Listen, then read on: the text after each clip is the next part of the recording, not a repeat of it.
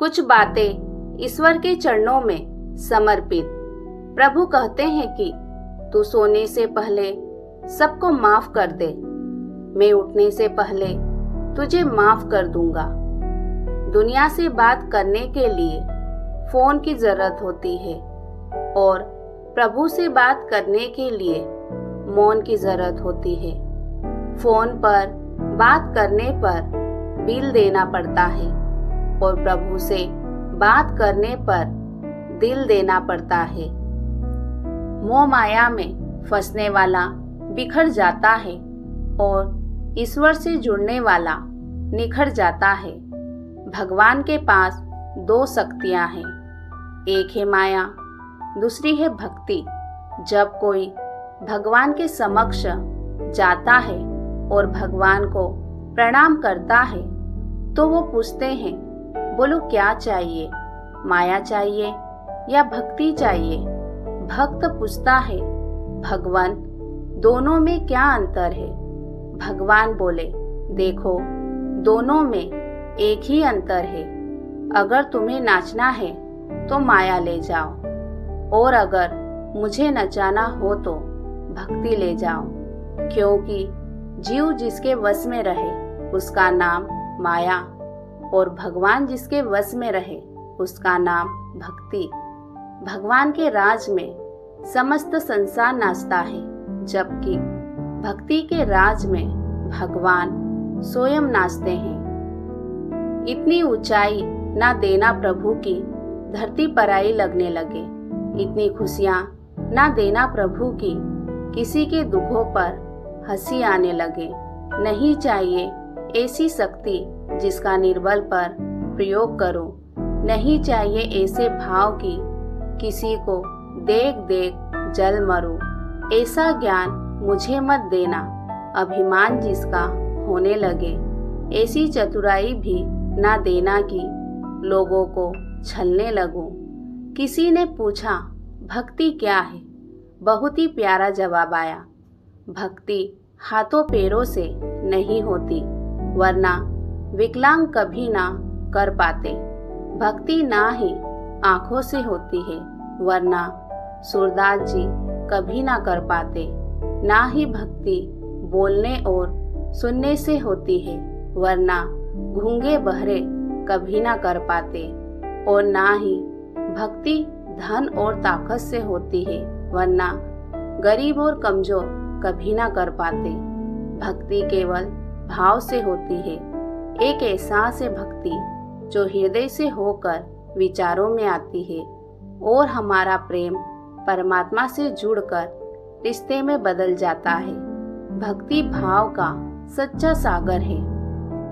भगवान ने इंसान को जब बनाया था तो उसे सब चीजें दी, पर एक चीज इंसान के हाथों से नीचे गिर गई, जिसे भगवान ने अपने पैरों के नीचे दबा दिया।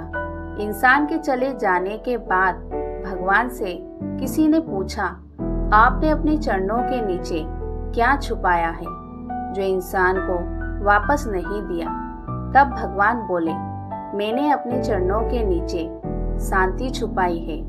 इंसान सदैव इसके लिए तरसता रहेगा, वह हर जगह इसे ढूंढेगा पर नाकाम रहेगा और आखिर में उसे ये मेरे चरणों में आकर ही मिलेगी। मनुष्य का यह स्वभाव है कि वह सुख में ईश्वर को याद नहीं करता, पर दुख में उसे सबसे पहले ईश्वर का ही स्मरण होता है। किसी ने पूछा, भगवान कब याद आते हैं?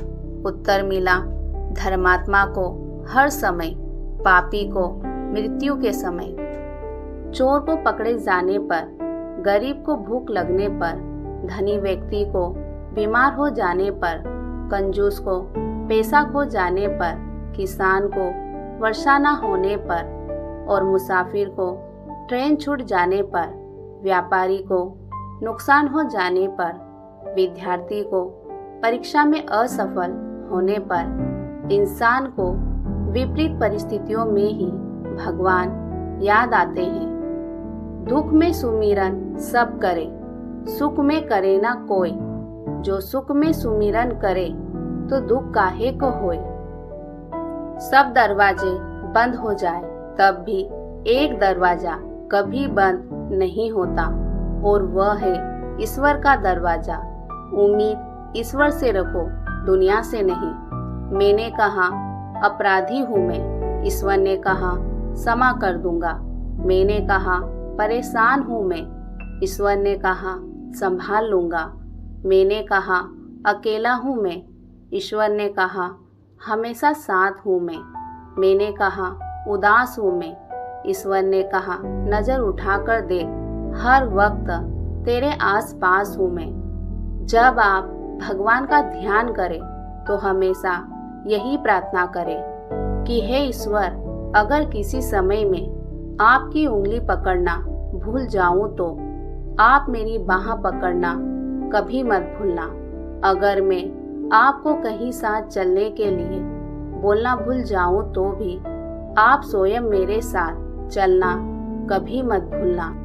कोई भी कारण हो, कोई भी बात हो, चिढ़ो मत, गुस्सा मत करो, जोर से मत बोलो, मन शांत रखो, विचार करो और फिर निर्णय लो। आवाज से आवाज नहीं मिटती, चुप्पी से मिटती है। तकलीफ सिर पर आपको होगी, दुख भी आपको ही होगा। मन शांत रखोगे तो सुख भी आपको ही मिलेगा। जीवन में कई बार हम क्रोध में आकर सीमाएं लांघ जाते हैं और फिर हमारे हाथ अफसोस के अलावा कुछ नहीं लगता। एक बार एक आदमी अपनी नई कार को बड़े प्यार से पॉलिश करके चमका रहा था। वहीं पास में खड़ी उसकी 4 साल की बच्ची पत्थर के एक टुकड़े से कार पर कुछ लिखने लगी। कार पर खरोच लगती देख पिता को इतना गुस्सा आया कि उसने अपनी बेटी के हाथ को जोर से मरोड़ दिया। इतने जोर से कि उसकी एक उंगली की हड्डी पर बहुत चोट लगी। अस्पताल में दर्द से कहारती हुई बेटी ने पापा को गले लगाकर पूछा, पापा मेरी उंगलियां कब तक ठीक हो जाएगी? शर्मिंदा पिता कोई जवाब ना दे पाया। उसे अपने किए पर इतना पछतावा हुआ कि वह घर वापस आकर कार पर लाते घुसे बरसाता हुआ अपना गुस्सा निकालने लगा।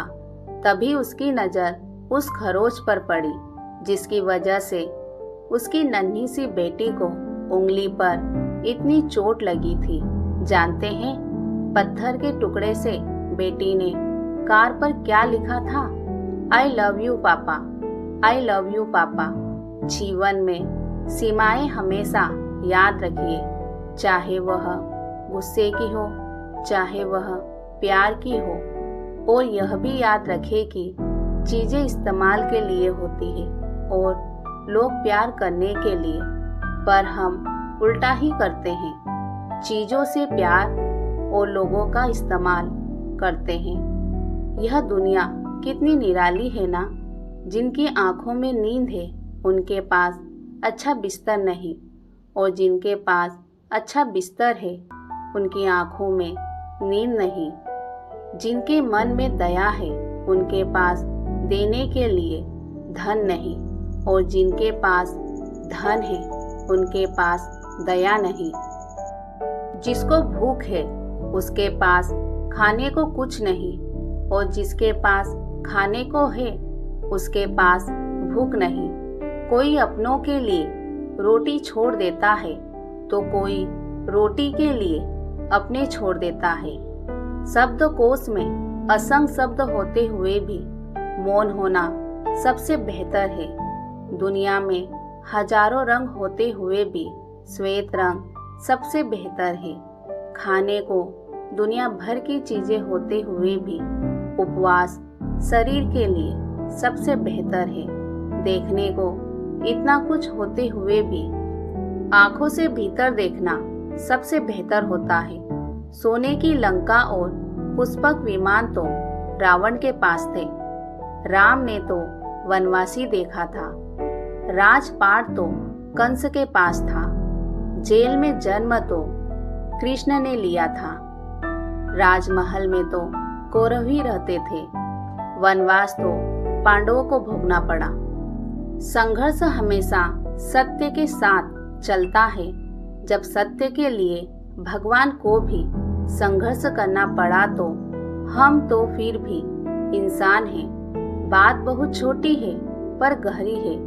बिखरा हुआ समाज और बिखरा हुआ परिवार कभी भी बादशाह नहीं बन सकता, लेकिन हाँ, वह आपस में लड़कर दूसरों को बादशाह जरूर बना देता है। जिस घर में प्रेम और बड़ों का आदर सम्मान होता है, वहाँ ईश्वर का निवास होता है। प्यार बटा तो रामायण लिखी गई और संपत्ति बटी तो महाभारत लिखी गई। याद रखना कि इंसान का पतन उस वक्त शुरू हो जाता है जब वह अपनों को गिराने की सलाह दूसरों से लेने लगता है।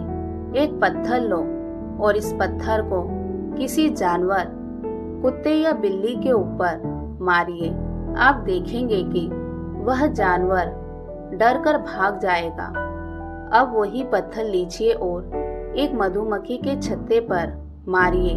फिर देखिएगा कि मधुमक्खियाँ आपका क्या हाल करती है। पत्थर भी वही है और आप भी वही है।